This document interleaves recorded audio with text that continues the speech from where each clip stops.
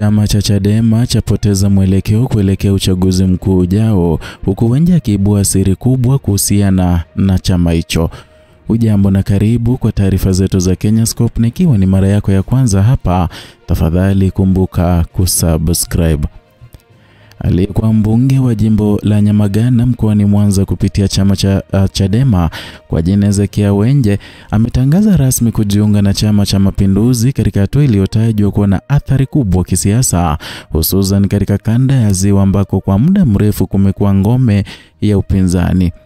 Tangazo hilo limetolewa Oktoba tarehe 14 katika mkutano mkubwa wa hadhara uliofanyika wilayani Chato mkoani Geita na kuhudhuriwa na mamia ya wananchi. Wenje ambaye pia alikuwa mjumbe wa Baraza Kuu la Taifa la Chadema na mwenyekiti wa kanda maalum ya Ziwa Victoria, amesema uamuzi wake umetokana na tafakari ya muda mrefu kuhusu mustakabali wa taifa na umuhimu wa umoja wa kitaifa. Ameeleza kuwa maendeleo ya kweli hayaji ghafla, bali yanahitaji nidhamu ya kiutendaji, utulivu na sera thabiti zinazotekelezeka. Kwa mujibu wa Wenje, taifa lenye utulivu ndilo linaloweza kuleta maendeleo endelevu kwa wananchi wake. Katika hotuba yake, Wenje alisisitiza kuwa maendeleo si jambo la kupatikana kwa miujiza, bali matokeo ya uongozi wenye maono na umoja wa wananchi. Ameeleza kuwa amani na utulivu ni nguzo kuu ya maendeleo, akitolea mfano mataifa ambayo yamekumbwa na machafuko na jinsi hali hizo zimeathiri maisha ya wananchi wa kawaida katika wa machinga, bodaboda na wakulima wadogo. Aidha, Wenje ameeleza kuwa katika nyakati fulani ni muhimu kuangalia maslahi ya taifa badala ya maslahi ya mtu binafsi au chama cha siasa. Amefafanua kuwa taifa ni taasisi kubwa kuliko mtu yeyote, na kwa hiyo kila mwanasiasa au raia anapaswa kuweka mbele ustawi wa nchi kabla ya maslahi binafsi.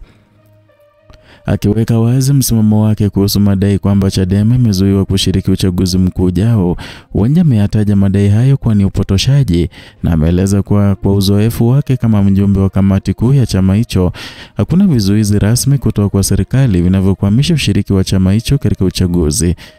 Badala yake amesema chama hicho kimepoteza mwelekeo wa kisiasa na kimekuwa kikipoteza mvuto miongoni mwa wanachama wake kutokana na migawanyiko ya ndani kwa ndani. Vilevile Wenje amesema uamuzi wake wa kujiunga na CCM umetokana na imani kwamba chama hicho kina sera madhubuti zinazolenga maendeleo ya wananchi wote bila upendeleo.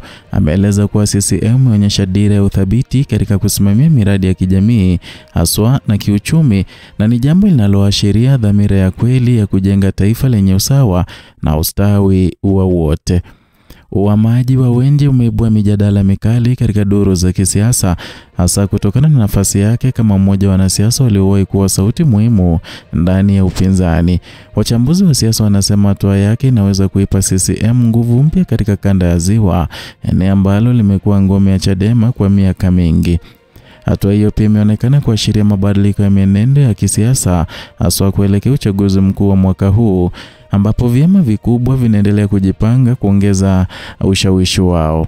Wachambuzi wanaona kuwa CCM inapata faida ya kisaikolojia kutokana na uamuzi huo, kwani Wenje ni mwanasiasa mwenye uzoefu anayeheshimika katika siasa za mikoa na kanda ya Ziwa. Wanasema kujiunga kwake na chama tawala ni pigo kwa wapinzani na ishara kwa upepo wa kisiasa unaoweza kubadilika kabla ya kura kupigwa. Huo ndio mwendelezo wa taarifa kutoka hapa Kenyascope, tukikuletea matukio makubwa ya kisiasa kutoka nchini Tanzania na Afrika Mashariki kwa ujumla. Endelea kufuatilia kwa uchambuzi wa kina wa siasa, maendeleo na jamii, na usisahau kusubscribe ili upate habari sahihi na zenye uzito pindi zinapotokea.